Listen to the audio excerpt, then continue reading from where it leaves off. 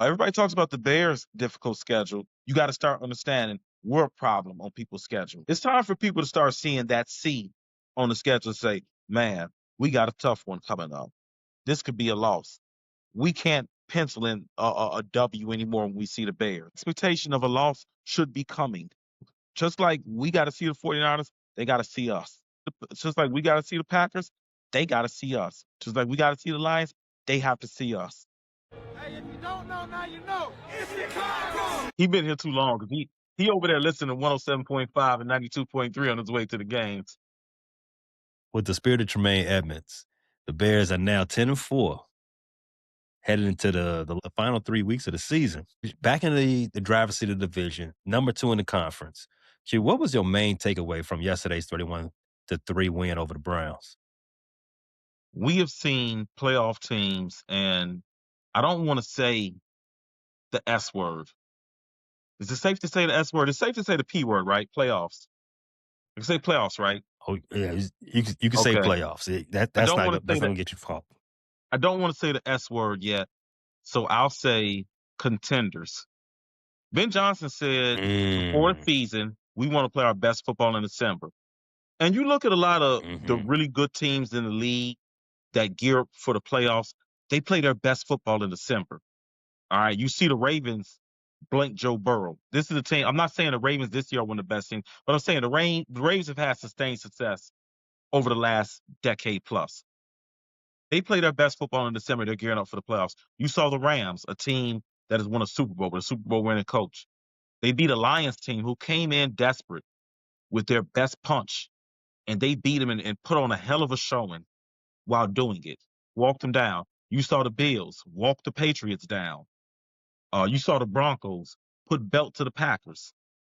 You see playoff teams and contenders playing their best football in December. That was my main takeaway. The defense was playing its best football, albeit against an inexperienced guy and a not very good team. The defense was still on point. They were stifling. They took the ball away. They got pressure. They tackled. They wrapped up. Quinshawn Judkins has been able to run over a lot of teams. He did not run on the Bears. The Bears are also getting healthier defense, so that helps. But yeah, my main takeaway was that the Bears look legit. Playing your best football in December is the indicator of being legit. That was my main takeaway. That was a different takeaway than I had. My main takeaway was it don't look like it's that cold out there. You said what? It don't look like it's that cold. It don't look like it's that cold out there. Did you go? Are you in Atlanta right now? You in Georgia right I'm in now? Atlanta. Yeah, yeah, okay. Yeah, okay. Yeah, you definitely sound like out of town there. I can tell you firsthand that it was definitely that cold and then some. It was so cold, it felt like the winter seeped through my hoodie, through my thermal, through my layered up shirt, through my undershirt, and tickled my ribs in not a good way. No diddy. No diddy. That's how Lil Rod got called. But anyway, as I said, the Bears won 31-3 against the Browns. There's a lot of good stuff we're going to get to out of that game. Before we get into our review, biggest question, and I've asked this question a few times this season already. Was this Caleb's best game of the season, maybe of his short career? Of the season. You know, I really like the Bengals performance. I really like the Bengals performance because of the way he was poised at the end of the game and he didn't have a roll over and die attitude. So I'm going to say the Bengals game. And I also like one game from his career against the Rams last year when it was a situation where I think the Bears were 1-2. It was kind of a must-win game. And I felt like he just made all the right. There was another tight window throw to DJ Moore in the back of the end zone. Man, for people who want to say that Caleb Williams hates DJ Moore, you need to stop. He's made some really good throws to DJ Moore. I just wish he would give DJ a chance more often. I've said it before. DJ is only 6'5", 11", but man, he's a good contested catch guy. Like, doesn't have the long arms. He's not the typical build of a guy who does real well with contested catches like a Larry Fitzgerald or DeAndre Hopkins who are long and rangy. But DJ has great timing on those. and great concentration. So I love to see that. So I'm going to say no. I like the Bengals performance, and I also like the Rams performance from last year. But I think this is one of Caleb's in a short career. This is one of his best games. Yes. 17 of 28, 242 yards, 2 touchdowns, no interceptions. I'm gonna stick with the no interceptions part first because that's the part I want to get out the way. Um, what we learned after the game that Caleb Williams is now the first player in NFL history to have fewer than 13 interceptions in his first 1,000 pass attempts. Uh, Scale of 1 to 5, Q. How much of a BS stat is that? Is that one of the made up ass ESPN stats? Scale of 1 to 5, 2 or 3, but I think it tracks with terms of Caleb's carefulness with the ball, that he doesn't put the ball in harm's way. I don't even know how accurate it is, to be honest with you.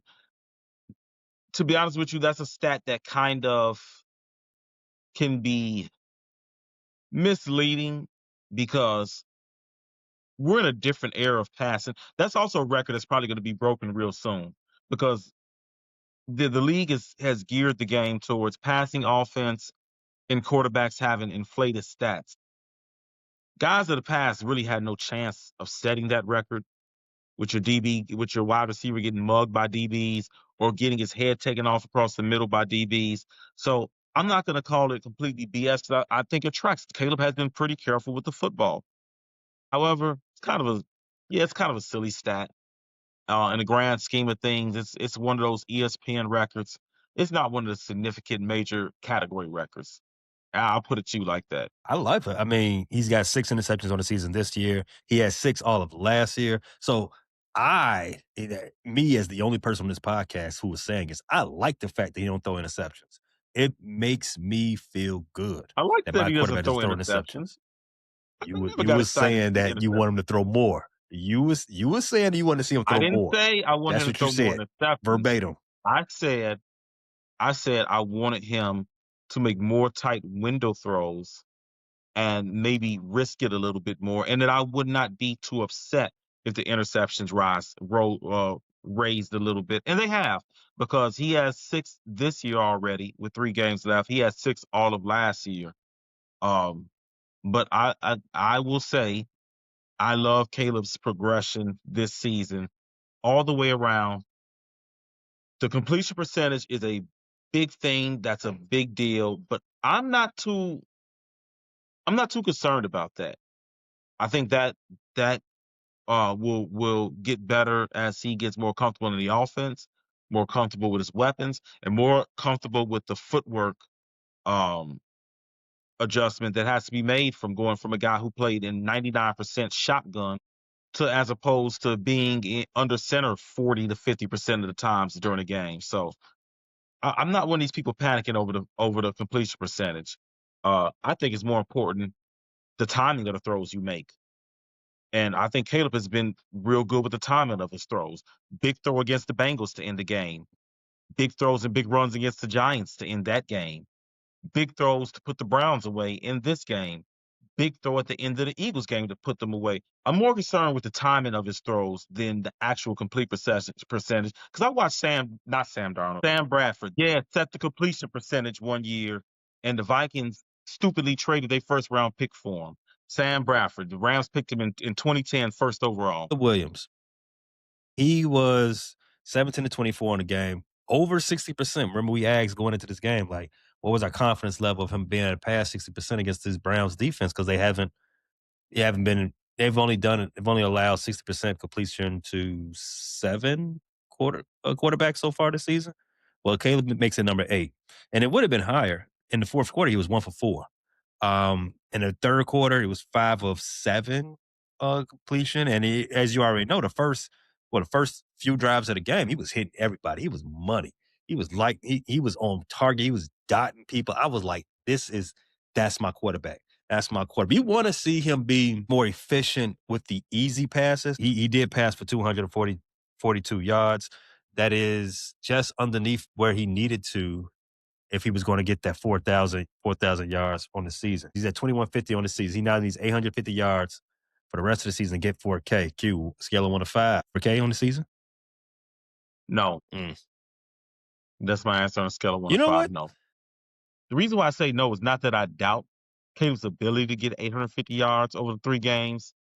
It's just that I'm not sure the Bears I'm not sure the last game is gonna be necessary. I got the Bears beating the Packers. Sneak preview, I just don't think he plays 4 quarters against the Lions in the last game. Mm. And if he does, he might be handing the ball off in the last half because I think the Lions are gonna be done, and the Bears are just gonna be lining up in victory formation. They're gonna have 2 victory formations before the end of the season from 2 wins where they left no doubt about it, where they're up significant amount heading into the fourth quarter. He's not gonna need to throw for those yards. Sorry, the Browns are Maybe not not. gonna be the only team. The Browns are not gonna be the last team the Bears beat up on to end this season. Mm. Sneak Bear preview. down. His second touchdown gave him 21 on the season, which gives him a new career high. He only had 20 last year, so he is breaking out the record book from here on out. Let's get to our good, better, bad Q. What's your good from this game? Oh, there was a lot of good, there was a lot of better, there was a lot of best. I'm gonna start my good with DJ Moore. Welcome back, DJ Moore. Mm. Welcome back to the passing offense. Welcome back to being a number 1 receiver. Welcome back to big time explosive plays. Uh, DJ Moore, we heard so much about Caleb not throwing to DJ Moore when he was open against the Packers, which he really wasn't open until the play was, almost in its conclusion. We've heard so much about Caleb not liking DJ and there being secret animosity. And he doesn't throw to DJ, even though you astutely pointed out last week that DJ Moore actually led the Bears in targets last year, correct? And it Mm-hmm. was more, and it was over 100 targets, correct? 140 offhand, if I recall 140 correctly. targets. Doesn't sound like a guy you don't like if you give him 100. That is number 1 wide receiver target value. Um, and I'm sure DJ Moore leads the Bears in targets now, especially with Roma Dunze spending time injured. So my good was DJ Moore, not only getting the looks, but also getting the production.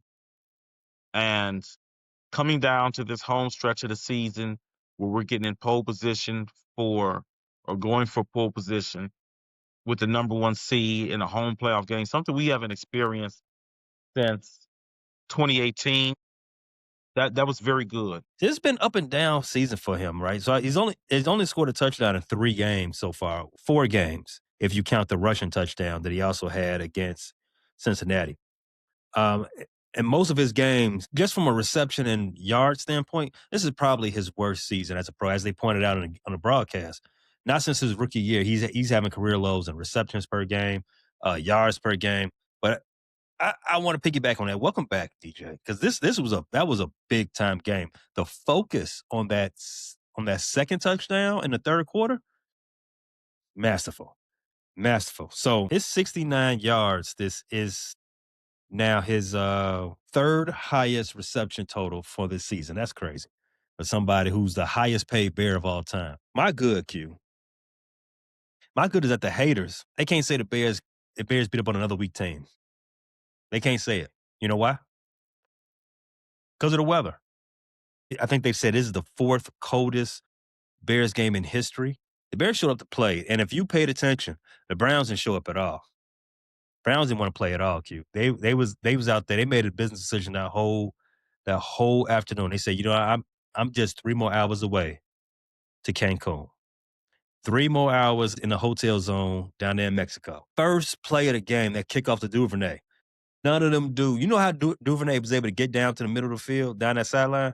None of them dudes was trying to break up any of the blocks. You know you're supposed to blow up the block so the next man Yeah. can make the next man make a tackle.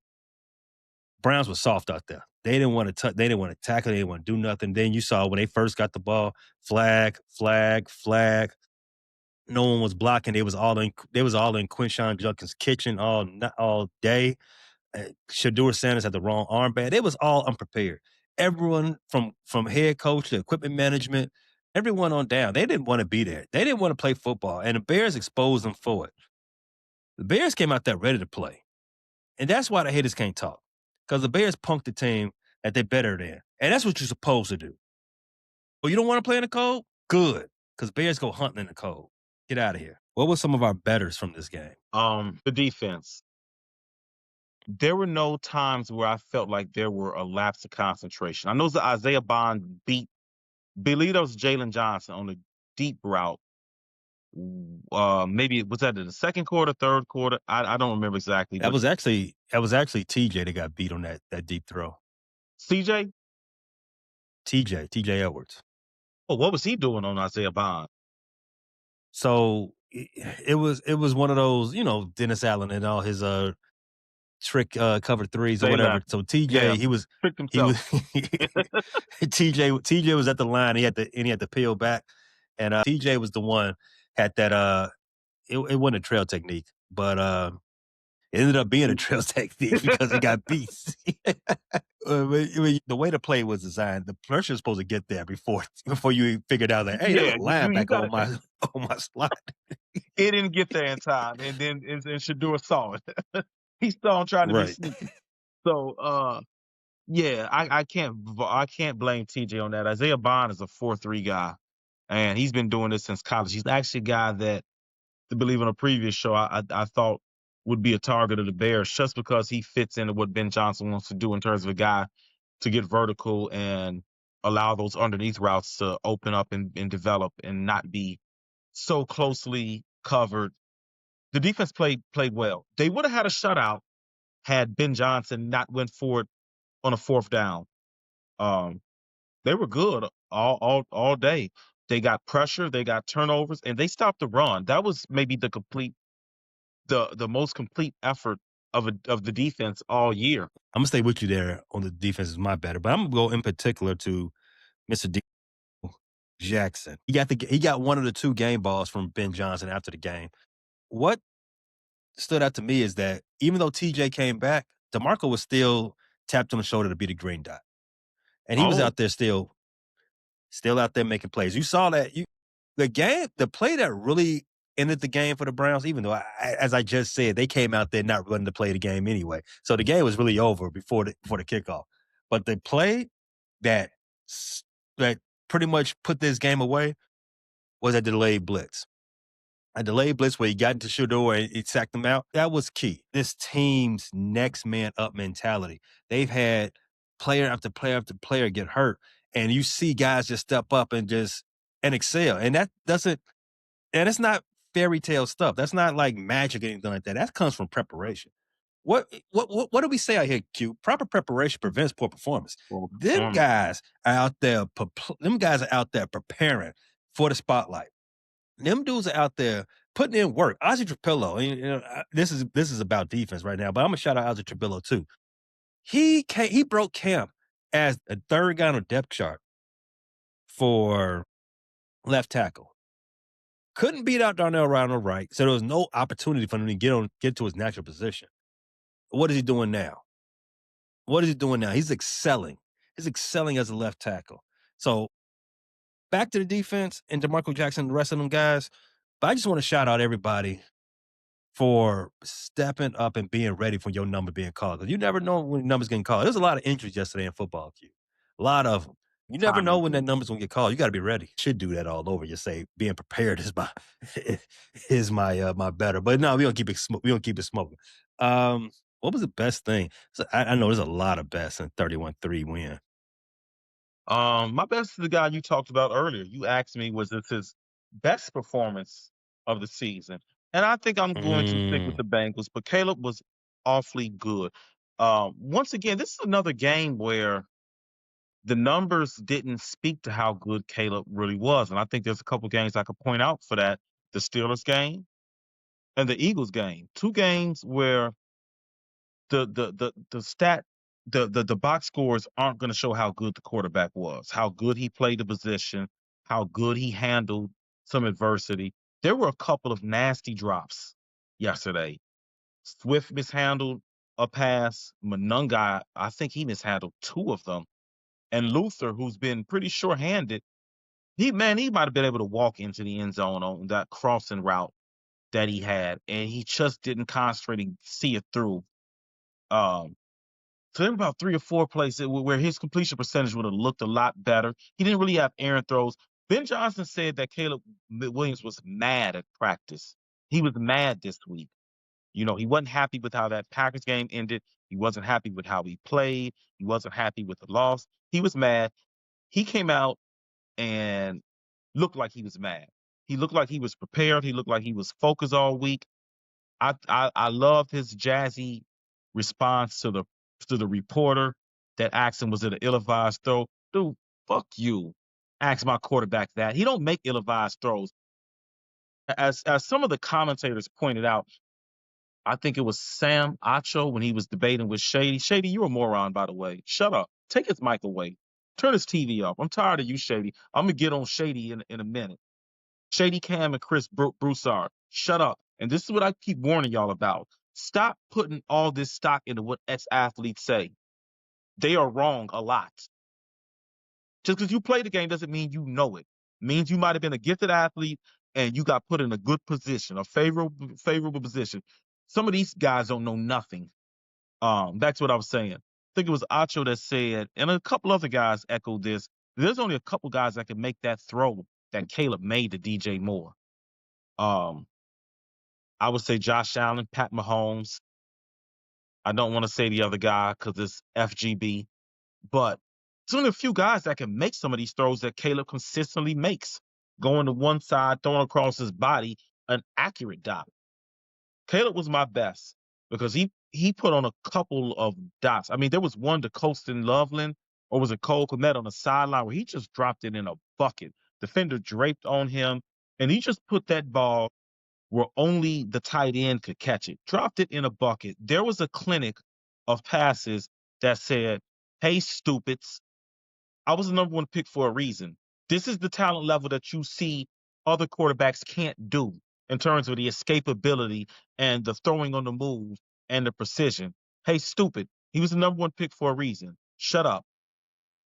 You said he Yeah, practiced all mad this week, but I couldn't tell based on his fingernail polish choice for Sunday. It didn't have that golf feel.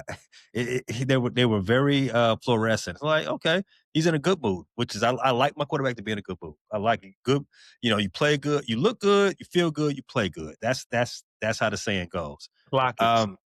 But yeah, Shout out Steph. yeah, shout out to using some of her exercising some of her PTO today. Dude, you bring it up. You brought it up because I tried to hold it off because I knew we was going to talk about this in our best section. Was that pass to DJ the best throw of Caleb's career? There was another throw to DJ where he against the Rams. I don't know if you remember, but DJ was in the back of the end zone and he threw it like past a Rams defender's ear Oh, I hole. remember that. I remember that. Man, Caleb has some disgusting throws. That one to DJ was so gross because I'm watching it live and I'm looking for the balls. I thought it went out the back of the end zone. I couldn't see it. I mean, he dotted it so much on a line. I barely saw it through his hands. It looked like it missed the TV angle and just ended up in DJ. If it ain't his best, it's one of the top 5, and he's made some throws in his career. I'm waiting to see the reverse angle of that pass because you know the broadcast view, you got it to DJ's back, right? And I'm watching the game like you, and I just knew that pass was intercepted. Yeah, I that's just what I knew it was thought. I intercepted, thought he but threw an DJ, interception. right. And I was ready to be like, well, why you try that, man? I know Q happy because he wants the small window throws, but I said, why you try that? I know it's the Those Browns, are but throws you I know, why you want trying because to I know you style can on him make it. like that? He made it. He made it. And then DJ had the audacity to aura farm after that pass. He caught it and then he had to stun on him. Like, all Who had the right. most Well, timeout, off topic? Who had the most aura? Jalen Johnson interception and just politely jogging out the back of the end zone for a touchback, or DJ Moore? Who had the most aura with their ooh, catches? that's is easily DJ. Man, I thought Easily Jerry DJ Jeudy had a because touchdown. I'm like, why is Jalen Johnson standing here celebrating? I thought Jerry Jeudy was out of bounds. I'm like, well, did he get both feet in? That's the only question I had. I mean, I appreciate you, Jalen, for not quitting on the play after you got burnt a little bit, but not quitting on the play. That's what you're supposed to do. Play to the whistle. The ball is still live until the whistle blow. I feel that. Shout out to the Ravens because having a touchdown taken from them because the whistle didn't blow. But anyway, but yeah, it's definitely EJ. Definitely EJ had the most aura on that one. Because and I'm gonna ask the question again. If you remember the week prior against the Packers when he threw that one touchdown pass, like barely skipping it off the ground. Like it looked like it was close enough to skip off the ground. He sidearmed it along the sideline. Yeah. That was another Was ridiculous that pass. the one to Ridiculous Zacchaeus? touchdown. In fact, The Zacchaeus that was the touchdown? one to Colston. Okay. Because there was Was a it couple. Zacchaeus? The, Or I think it was. No, I don't remember. It was one yeah, of. I the think it one was a to Colston. Zacchaeus was nice too. Mm-hmm. In fact, the first one he threw to DJ against the Browns wasn't an easy pass. That was across the field, and he put it perfect spot. Put enough air on it and left enough space for DJ to run underneath it. That was a good pass. In fact, Q, if we expand this conversation past touchdown passes, and if we just go, is it the best pass in general of Caleb? We got a crazy discussion because yes, we've talked about Caleb's accuracy. Yes, we talked about him missing the layups, but he's got a deep bag as far as like Yeah. making the tough throws. I'm gonna ask you. You remember last year against the Vikings, that game in which we went into the overtime and lost the game. We lost a lot of games last year, so you might have just rolled them all together. But there was a pass he made in that game where he was on the comeback trail when he had to fit it in right over the safety. It wasn't. I think it was Harrison. I think he was playing in that game. He had to put it right over one safety and then right in front of another one I in think a I remember. small pocket Yeah. for the game tying field goal. That was a rope cue, and I still say that was his best pass. But that pass to DJ yesterday, that was a work of art. That was Yeah, the it was. beam. And these are the throws I think. That was that thing that's sitting over there on Jackson and over there by the Dirksen building. That whatever that thing is, art. Listen, I think you're just going to see more of these spectacular plays when Caleb finds the necessary balance of knowing when to make off-platform throws and playing out of structure. I think he's just going to get comfortable, more and more comfortable, and the haters are going to get more and more sad because Caleb is going to keep getting better. He's not going to be the bust you want him to be. He's not going to be the average quarterback Mm-mm. you want him to be. That's just not going to happen. He's too talented. He's got the right head coach. He's got the right organization. And that feels good to say, that last part, right organization and right coach. He has both of those things right now. And unfortunately, you're going to see a lot of highlights. You're going to see a Bears quarterback in MVP discussions very often. And you're going to see a lot of Mm. hot takes about how good he is in comparison to the rest of his elite peers. That's what you're going to keep seeing Bear in the down. future. Bear down. Yeah.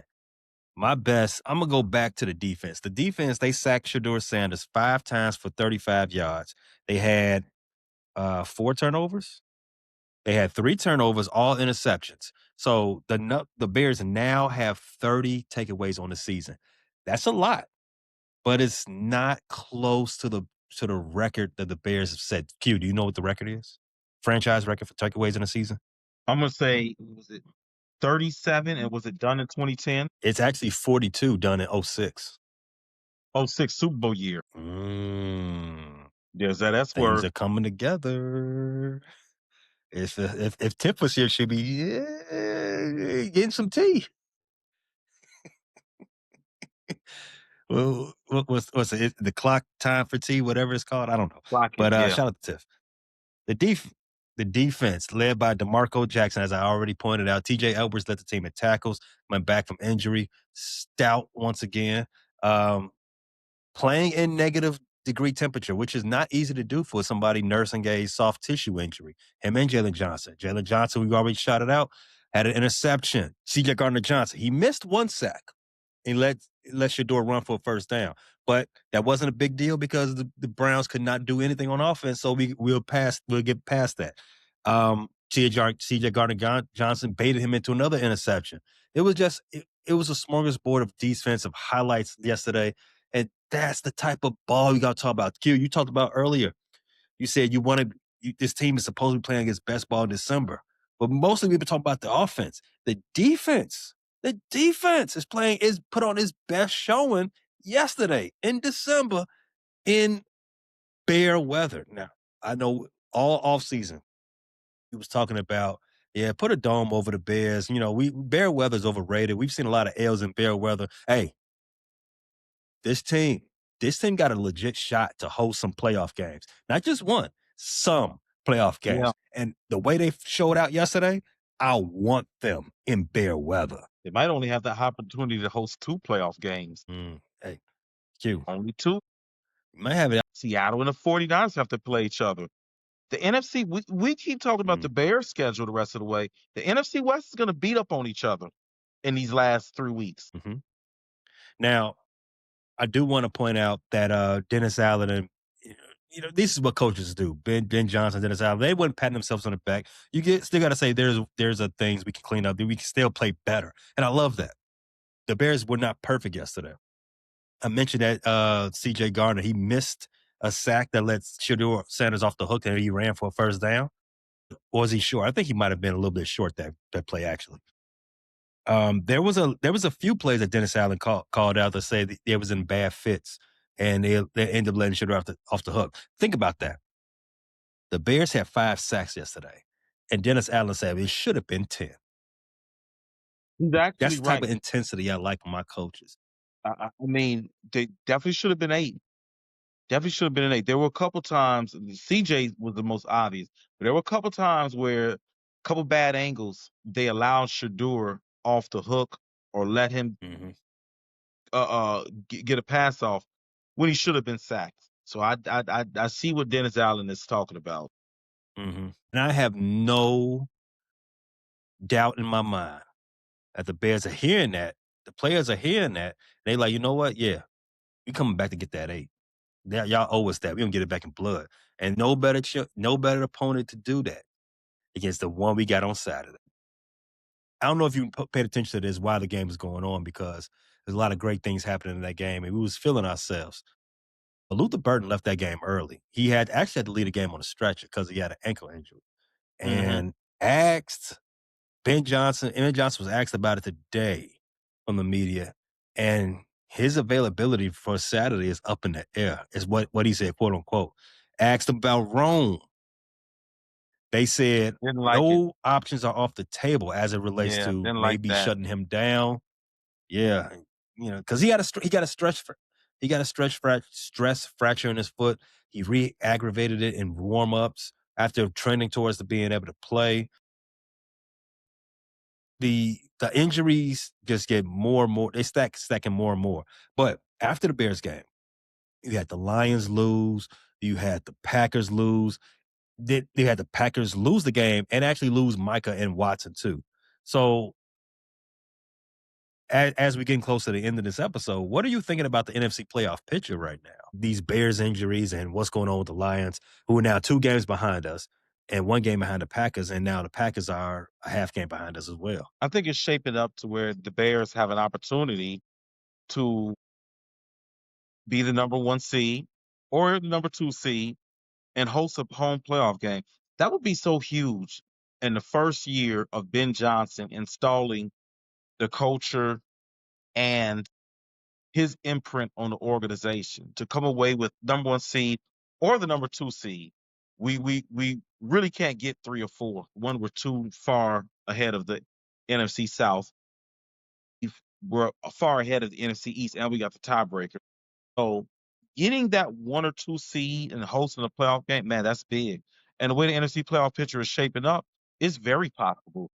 Everybody talks about the Bears' difficult schedule. The Seahawks, Rams, and 49ers, they don't have an easy schedule coming up. In fact, they're going to beat up on each other. Everybody talks about we got to see the 49ers. The 49ers also have to see us. Bears fans and Bears faithful, you have got to start looking at your team the way everybody looks at 10-win teams. You got to start understanding we're a problem on people's schedule. Just like you could see the Lions and 49ers and be like, oh, they got a tough schedule. It's time for people to start seeing that C on the schedule and say, man, we got a tough one coming up. This could be a loss. We can't pencil in a W anymore when we see the Bears. Expectation of a loss should be coming. So just like we got to see the 49ers, they got to see us. Just like we got to see the Packers, they got to see us. Just like we got to see the Lions, they have to see us. We hold the Lions season in the palm of our hands. Yeah. Talk to us nice. Oh, they ain't got to say nothing because that 52 points, we ain't forgot that. Oh, We the ain't forgot 52 that. points, the 52 points, and then the audacity up over a dub in the fourth quarter. And you want to go for it on fourth down?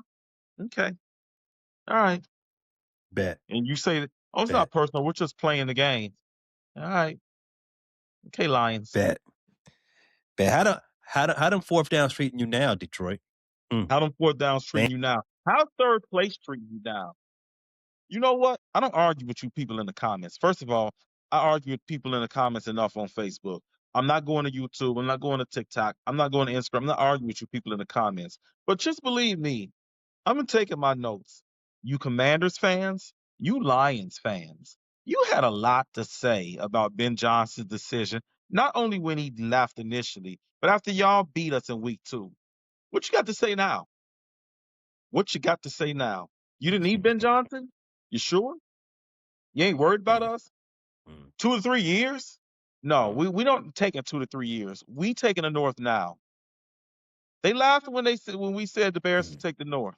Who's laughing now? 3 weeks left in the season. Who's the king now? Bend your knee. Fuck, I'm talking about. Bear down. Um, Let me think. If Caleb is playing mad after that, after the way the Packers game lost, and set with him, and he's more tunnel vision in, he's more locked in. He's drilling down on some of those issues he was having with accuracy. I love it. That's fucked up for everybody else because now that you know unleashed that boy, he finna go Gohan on the rest of y'all. That's what he finna do. You ain't gonna like that. He finna Super Saiyan up so hard. If that pass didn't show you that Caleb is different, or God bless your soul, because he gonna hurt your team and break your heart in the playoff. The Bears. Thanks for listening to this latest episode from the Frustrated Chicago Sports Fan Channel. Don't matter if you listen to this on Apple Podcasts or Spotify or watch it on Twitch or YouTube. Make sure you like, subscribe, share with a friend, hit the notification bell so you never miss a drop.